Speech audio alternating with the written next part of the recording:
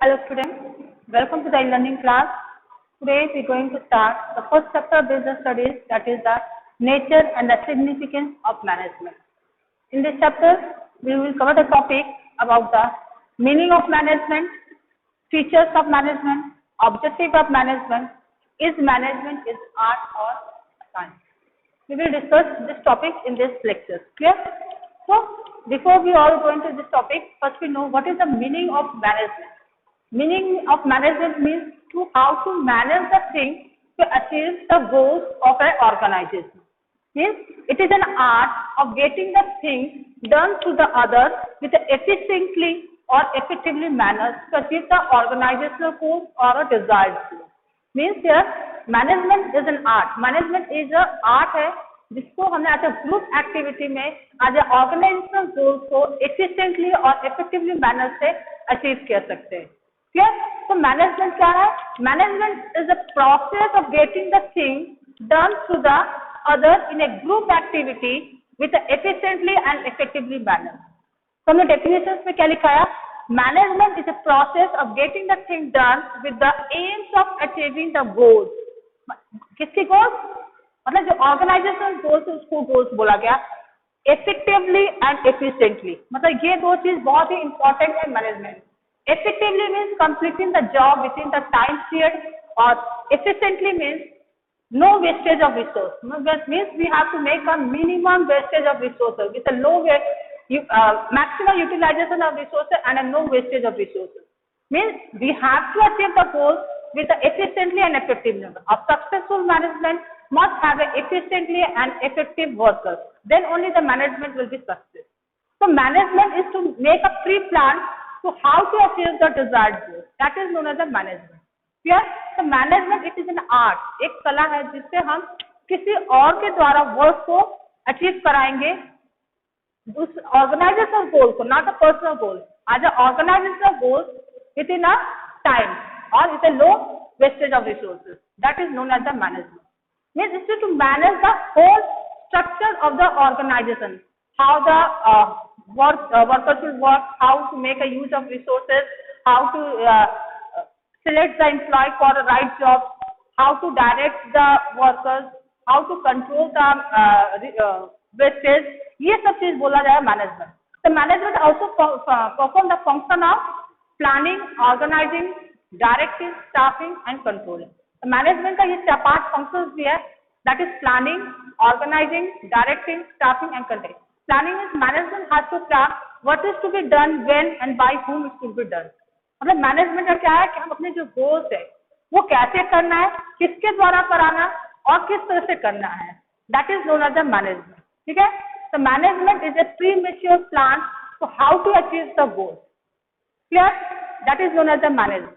Now in the management process क्या है? यहाँ पर प्रोसेस बोलते हैं कि it is a systemic way to achieve do the particular work. मतलब किस प्रोसेस, मतलब मैनेजमेंट प्रोसेस मतलब सिस्टमिक वे से हमको किस तरह से गोल्स को अचीव करना उसको हम लोग प्रोसेस बोलते हैं. क्लियर? नाउ एफिशिएंटली और इफेक्टिवली से मैं बताया फिर से. Again we make a difference between the what is the difference between the effectiveness and efficiency. Effective means with the completion of work on time.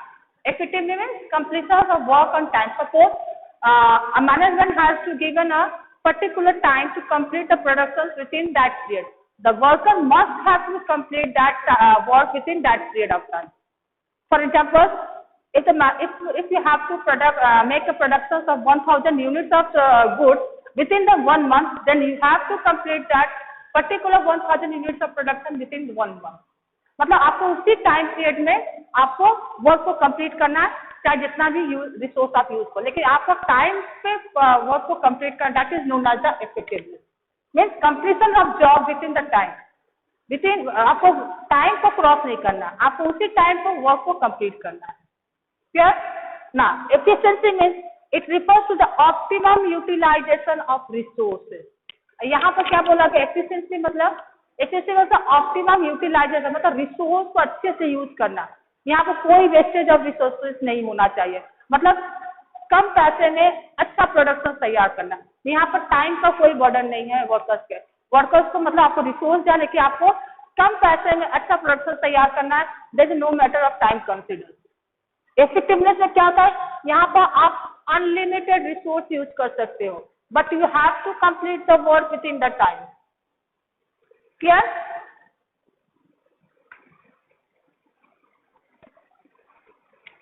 In effectiveness, we can use unlimited resources, but we have to complete the work within the time. But in efficiency, we have to make a optimum utilization of resource, and there is no wastage of resource. Clear? This is the difference between the effectiveness and efficiency. So, a successful management must have both the types of workers. The worker must be effectiveness and efficiency. Then only the organization will be success, make a survival or the growth of the organization will depend upon the effectiveness and efficiency of the worker. Clear? Next we will continue the features of management. क्या features है हमारे management का? Clear? Features of management क्या? Management is a goal oriented process. Management is a goal oriented process. First feature, goal oriented means each and every organization has a certain goals to achieve. मतलब हर organization का एक अपना goals होता है. Without any goals, no institution, no organization was set up. For example, school is set up for giving the education, hospital is set up for treatment for the patient, industries are set up for making the production, companies are set up for making the supply of goods and services. तो ये सब चीज है, हर institution का अपना goals है. If you does not have any goals, we can not achieve the goal. अगर हमको अपना गोल्स अचीव करना है, तभी हम उसको अचीव करेंगे. मतलब अभी सपोज कोई किसी का गोल्स नहीं है, तो क्या वो कोई चीज को अचीव कर सकता है? तो ईच एंड एवरी इंस्टीट्यूशन और organisation have a goal. To achieve that particular we have to work according to the process. ठीक है? तो हर ऑर्गेनाइजेशन का एक गोल्स होता है. उसी गोल्स को अचीव करने के लिए हमको एक सिस्टमाइज्ड वे से वर्क करना है. That is why the management is known as a goal oriented process. Without goal management cannot be set up. अगर किसी का टारगेट ही नहीं है तो हम क्या करेंगे, किस पर वर्क करना है? अगर वो टारगेट है तभी हम उस चीज के लिए वर्क करेंगे. Clear? That is why the management is a goal oriented process. Clear? Now next, management is a pervasive nature. Pervasive means कि management is required at all the level of the organization, whether it is a profit organization, non-profit organization, whether it is a social organization, company, or any, even the household also require the management. Even the management is required to at the top level of management, middle level also, and the lower level of management also. तो management हमको हर जगह चाहिए. ऐसा नहीं कि एक particular institution में हमको मैनेजमेंट चाहिए और कहीं नहीं.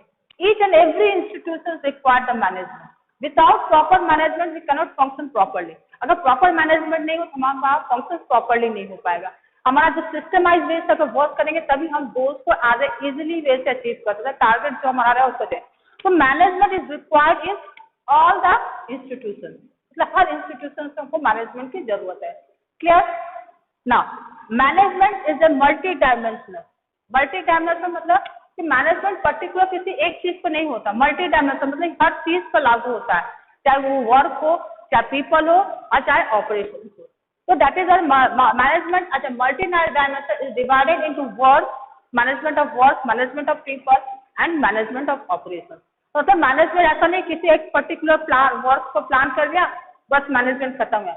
तो मैनेजमेंट का जो मल्टी डायमेंशनल मतलब हर चीज में लागू होता है. तो मैनेजमेंट ऑफ वर्क क्या होता है? Work means the systemic way how to achieve the goals. मतलब किस प्रोसेस से हमको उसको करना है, उसको हम लोग बोलते हैं as a management of work. मतलब how to perform the particular task. मतलब क्या प्रोसेस से हमको टास्क को परफॉर्म करना है. That is known as the management of work. Peoples means now here means people means the human resource. Human resource one of the most important functions in the management. Without the human resource all the things are remain stagnant. तो यहाँ पे human resource का बहुत important part है management.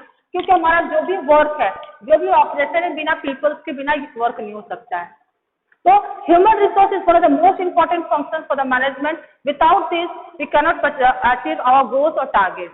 जिसके बिना हमारा कोई भी गोल्स और टारगेट सब अचीव नहीं कर सकते. तो management of work mean which is the process by which the work has to be perform. Management of peoples mean the peoples which they perform the task, and the management by operation means the combination of work and the people is known as the management of the operation. मतलब जो work, जिस process, जो plan हमने किया है वो कौन करेगा? पीपल द्वारा ऑपरेशन करेगा। मतलब प्रोसेस होगा, जो इंडस्ट्री में जैसे प्रोसेस होगा उसको बोला गया मैनेजमेंट ऑपरेशन। मतलब ये तीनों जगह में मैनेजमेंट का जरूरत है। वर्क में मतलब क्या प्लान है, किस सिस्टमाइज से करना है। पीपल में अगर रिक्रूट करेंगे पीपल्स को हिसाब से किस right person for the right job, then both the work and the people make operation. Without both this we cannot make operation. मतलब प्रोसेस मतलब सिस्टमाइज जैसे किस तरह से वर्क करना है उसको बोलते हैं as a operation. Clear? Next, management is a group activity. Management as a group activity means management is not an individual effort to achieve the goals और द टारगेट। मैनेजमेंट एक ऐसा नहीं कि एक ने प्लान किया और गोल को अचीव किया। यहाँ पर each and every worker has equal importance in achieving the organisational goal. हर मैनेजमेंट में ईच एंड एवरी वर्कर, चाहे वो level lower level of management हो, चाहे वर्कर्स हो, चाहे सुपरवाइजर्स हो या टॉप लेवल मैनेजर, सबका इक्वल एफर्ट है, तभी हम उस गोल को अचीव कर सकते हैं। That is why the management is known as a group activity. मतलब कोई भी वर्क परफॉर्म करना एज अ ग्रुप एफर्ट में, तभी हम गोल को अचीव करते हैं। अ सिंगल और individual person can not achieve the goal. अगर हम एक बड़ी कंपनी में अगर चाहें कि एक इंडिविजुअल पर्सन से हमारा गोल अचीव हो तो can not be possible. To achieve the goals of the target, a group of persons required to achieve the goal. Without the coordinated effort, we cannot achieve the goal. Clear? Next, management is a dynamic function. Management is a dynamic function means कि management has to change with the environment. मतलब जिस तरह से हमारा environment change हो उस तरह से management को भी change है, ताकि so that they can able to cope up with the futures environment. मतलब फ्यूचर्स के साथ वो अपने आप को रख सके। For futures stagnate the management must have to cope up with the environment. मतलब हमको समय के साथ परिवर्तन होना चाहिए, तभी हम एज अ अच्छा एक सक्सेसफुल बिजनेस और ऑर्गेनाइजेशन को स्टैंड कर सकते हैं। अगर हम समय के साथ परिवर्तन लेकर न्यू टेक्नोलॉजी को नहीं अडेप्ट करेंगे तो क्या हम सक्सेसफुल हो सकते हैं? नहीं, क्योंकि हमको एज अ पहले के जमाने में और अभी में क्या प्रॉब्लम्स है, हम लोग कितनी टेक्नोलॉजी से आते हैं, क्यों न्यू न्यू चेंजेस आए, सोशल पॉलिटिकल एनवायरमेंट आते हैं, बहुत ज्यादा सोशल चेंजेस है। अगर उसके साथ अगर हम कोप अप नहीं होंगे तो हमारा बिजनेस कभी भी सक्सेस नहीं होगा और हमारा स्टैंड भी नहीं हो पाएंगे। Clear? That is why the management is a dynamic function. It has to cope up with the changes environment. Clear?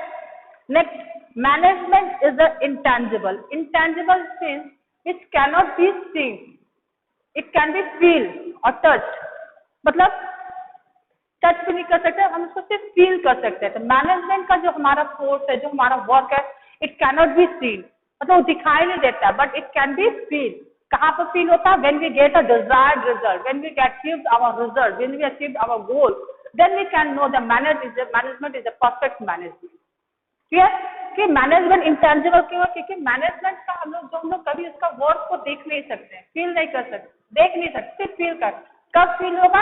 जब end of the result we achieve the goal, that time that we can know the management is a perfect management. अगर हमारा गोल अगर according to the plan से हो जाएगा, according to the target we have to achieve the plan, तो तब हम कहेंगे कि मैनेजमेंट इज द इंटेंजिबल। ठीक है? क्योंकि हमको वर्क को, उनका वर्क पूरा एफर्ट है लेकिन उसको हम लोग दिखाई नहीं देता, हमको उसको उसका रिजल्ट पता चलता है, रिजल्ट से पता चलता है कि management is a perfect management. Clear? Now last is the management is a continuous process. Management is continuous process में that management is required from the beginning of planning to the end of controlling.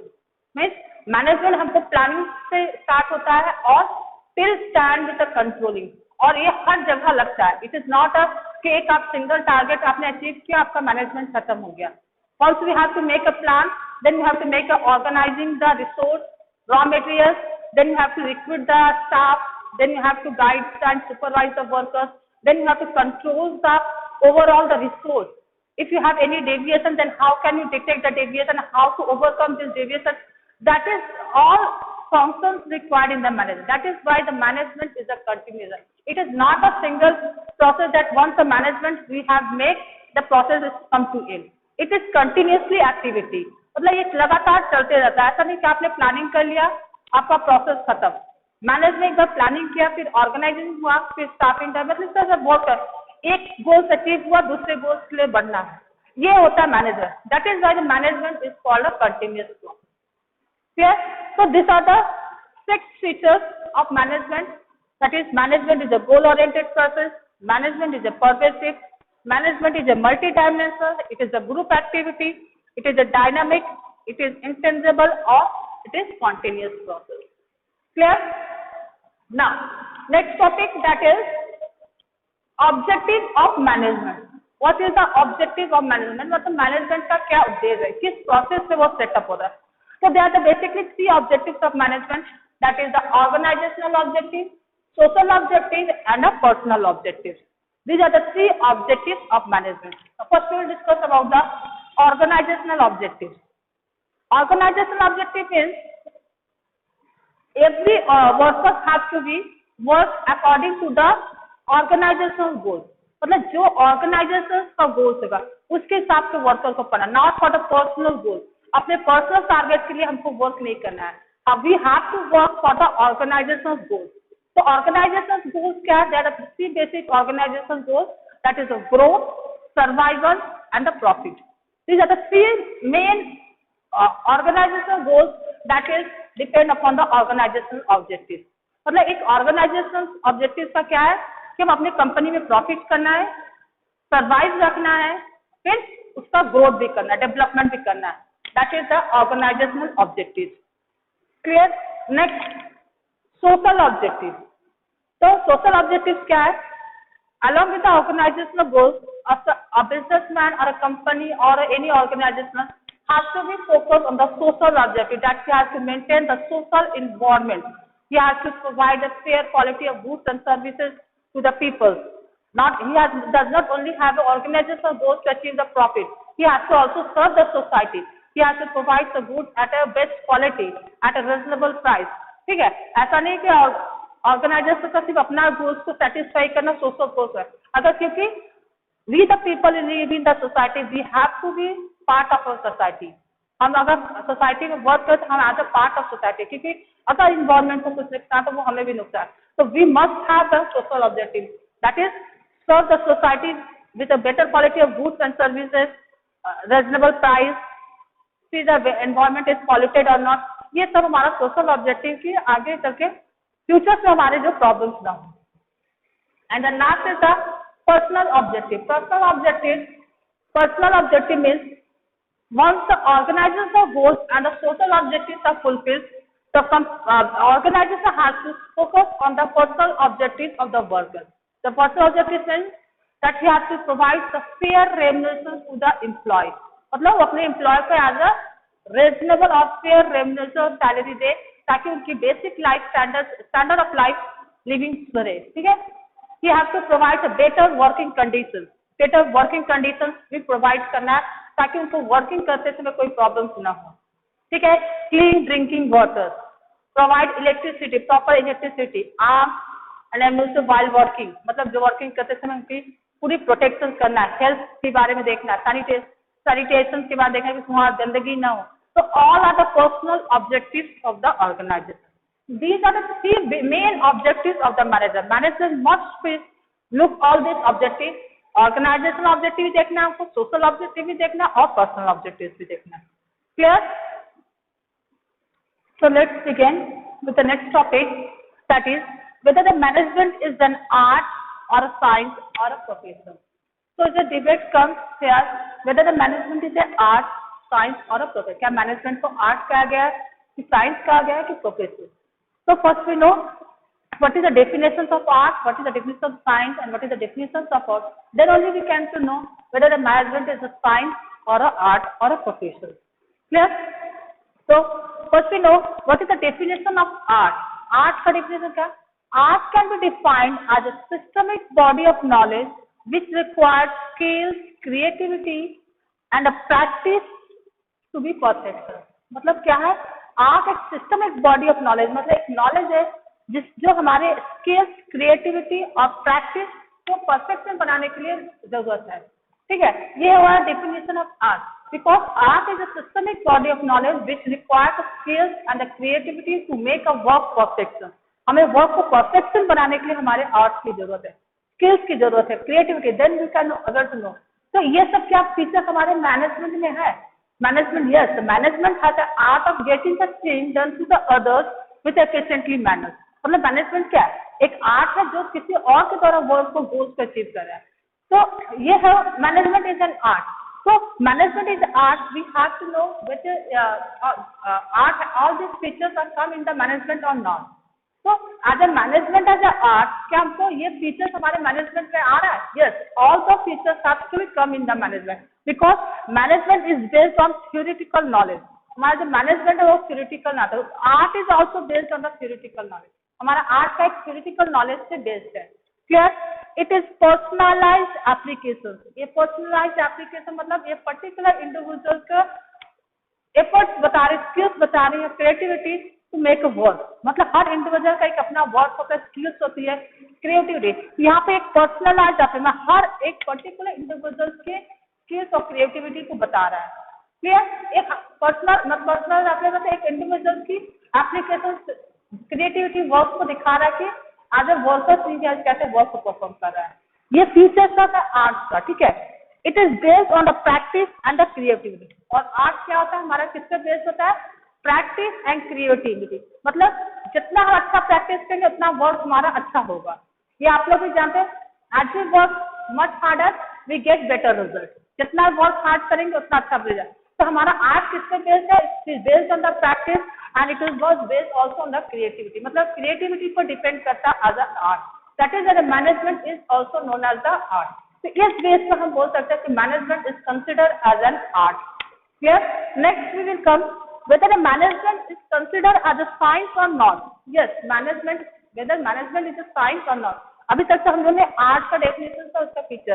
तो all this features are fulfilled in the management. ये तीनों जो features है हमारे management को fulfil कर रहा है। तो then we consider as a management as an art. Clear?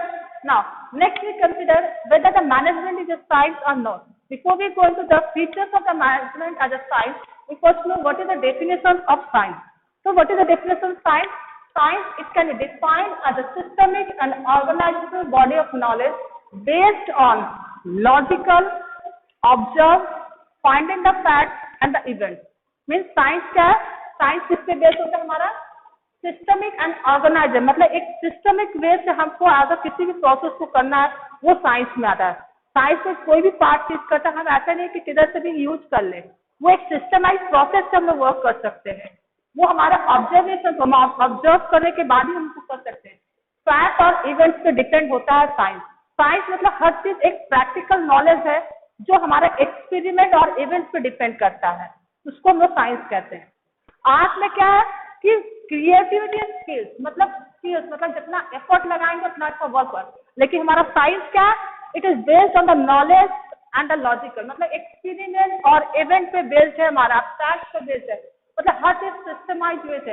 अगर हमको जैसे oxygen plus water equal to sorry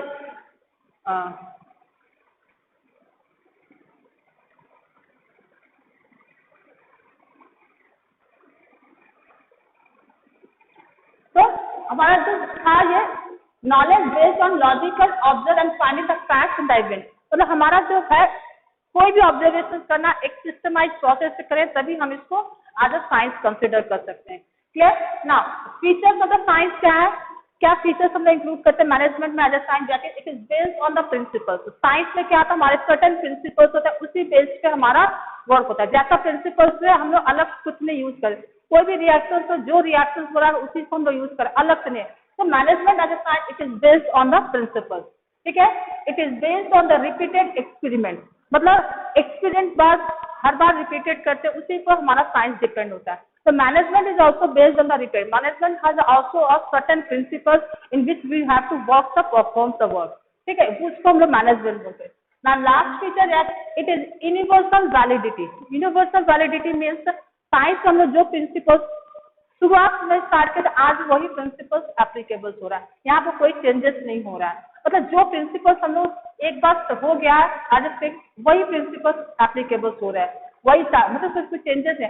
changes मतलब उसको एज ए रिन्यूएबल कर सकते हैं, लेकिन एज ए कोई भी पर्टिकुलर प्रिंसिपल्स हो तो उस पर हम लोग चेंजेस नहीं होता, उसी प्रिंसिपल से फॉलो करके हम लोग वो रिएक्शन बनाते हैं या कोई भी मेडिसिन बनाना, जो फॉर्मूला एक बार सेटअप हो गया वही फॉर्मूला पर हम लोग मेडिसिन बना सकते हैं।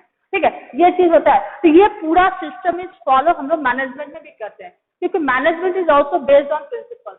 तो management has also certain principle in which we have to perform the work. मतलब हम लोग बाद में पढ़ेंगे प्रिंसिपल्स ऑफ मैनेजमेंट में क्या क्या है, 14 principles of Fayol's and scientific theory of management.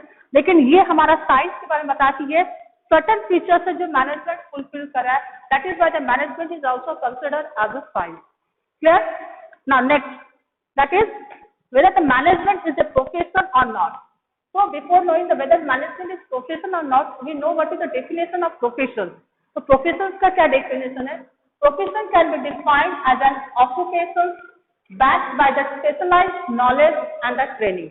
Means profession is based on the specialized knowledge and training. मतलब हमारा जो भी professions होते हैं उनका एक special knowledge और training based पे ही होता है। ऐसा नहीं कि हम किसी को भी एज अ प्रोफेशन बोल सकते हैं। सपोज फॉर एग्जाम्पल प्रोफेशन से कौन आता है? हमारे doctors, lawyers, because they have a certain code of conduct. A profession required a certain codes of conduct, so in which the entry is restricted. यहाँ पे एंट्री भी रिस्ट्रिक्टेड है। If you have a specialised knowledge then you can able known as a profession. अगर आपके पास special knowledge है, code of conduct है, then you can consider as a profession.